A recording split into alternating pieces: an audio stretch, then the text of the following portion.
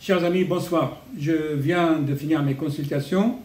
J'avais fait une super vidéo en temps réel en présence du patient où il y avait beaucoup d'émotions dans l'atmosphère, presque électrique. Vous me connaissez, je me mets facilement en colère quand je suis contrarié.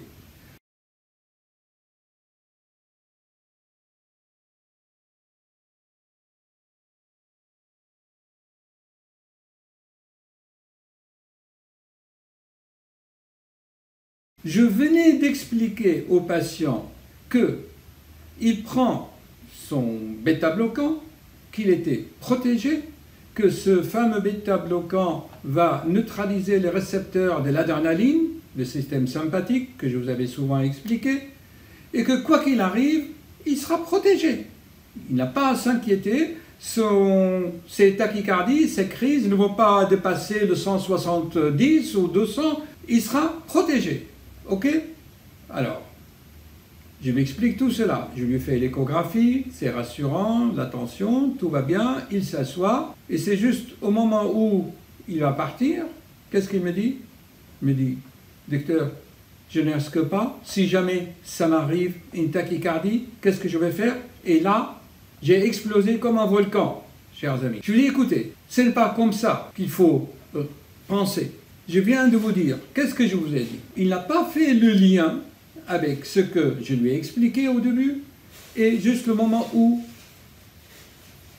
il devait partir, quitter le cabinet.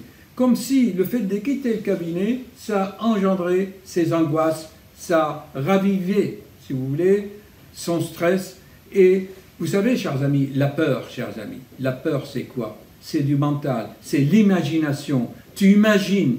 La peur n'existe pas que dans ta tête quand tu imagines le pire.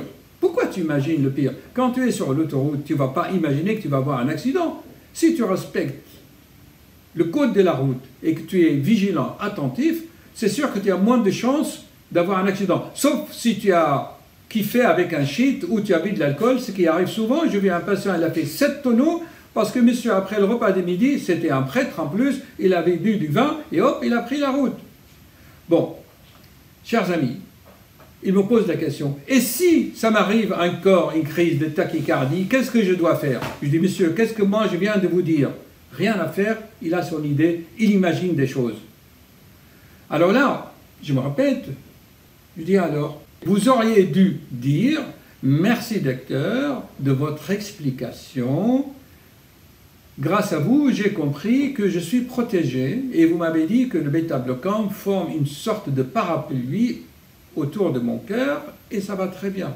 Non, le mental travaille, imagine des choses. Alors là, je dis, monsieur, vous allez arrêter de vous identifier à votre corps. Vous n'êtes pas une palpitation, vous n'êtes pas une nez bouchée, vous n'êtes pas des apnées de sommeil. Arrêtez de vous identifier à votre corps, chers amis. Est-ce que je suis mon corps? Je vous avais expliqué que nous sommes une conscience informative, invisible, immatérielle. L'information est de nature immatérielle. Mais nous avons besoin de ce corps. Ce corps, c'est quoi ce corps?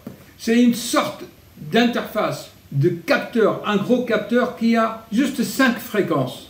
Vous les connaissez les 5 fréquences? La vision, l'odorat, le goût, l'audition et le tact. On n'a que 5 fréquences. Et on doit faire avec ça. On est limité. Alors ne vous identifiez pas à des choses limitées, chers amis. Ah, tu n'es pas une palpitation. Alors je lui dis, évite de t'identifier à ce corps. Regarde-le regarde-le. Prends tes distances avec ce corps. Tiens, je le mets comme ça. Avec ta conscience, tu l'observes. Et tu rigoles. Ce corps, c'est un cirque. Tu rotes, tu pètes, tu palpites, tu entends des choses, mais ce n'est pas toi, c'est ton corps. Tu ne peux pas le contrôler. Seulement, tu dois faire attention à ne pas exagérer avec ces 5 sens. La bouffe, l'odorat, tu regardes des choses pas très bien, tu entends des choses pas très bien. Tu n'exagères pas dans les plaisirs de sens. Ton corps va très bien fonctionner comme une harpe. Je l'avais expliqué dans une autre vidéo. Il est absurde, chers amis, de vouloir contrôler quelque chose qui n'est pas sous ton contrôle. Est-ce qu'une femme peut contrôler son cycle menstruel tous les 28 jours? Et là, voyez ce zizi, il a un zizi. Ce corps, tu peux contrôler la production des spermatozoïdes? Allez, va arrêter la production de tes tétards pour voir. Tu les produis malgré toi.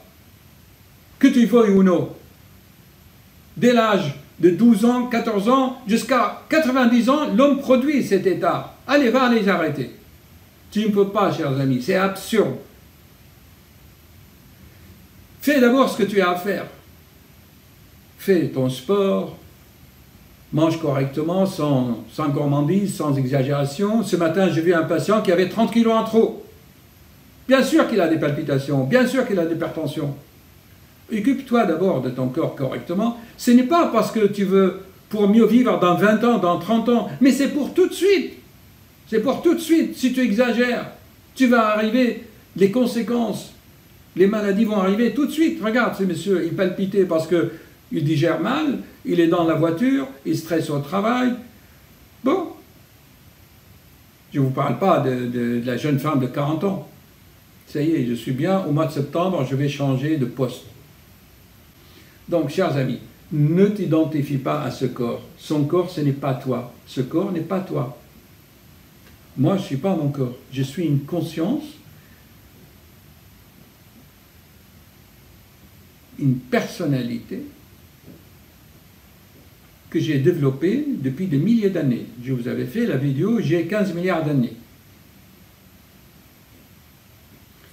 Détache-toi de tes identifications. Tu regardes ce corps et tu regardes. Allez, palpite. Tu rigoles.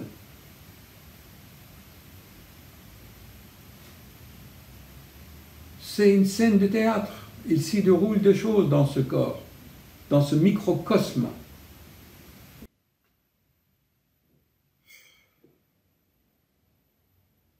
En pratique, chers amis, détachez-vous du mal, détachez-vous de la maladie, n'y pensez que à des choses qui peuvent promouvoir votre environnement.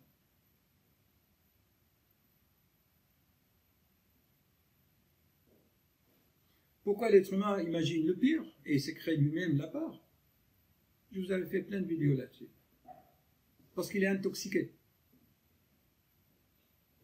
Une intoxication peut être physique ou par la pensée. Une idée fixe.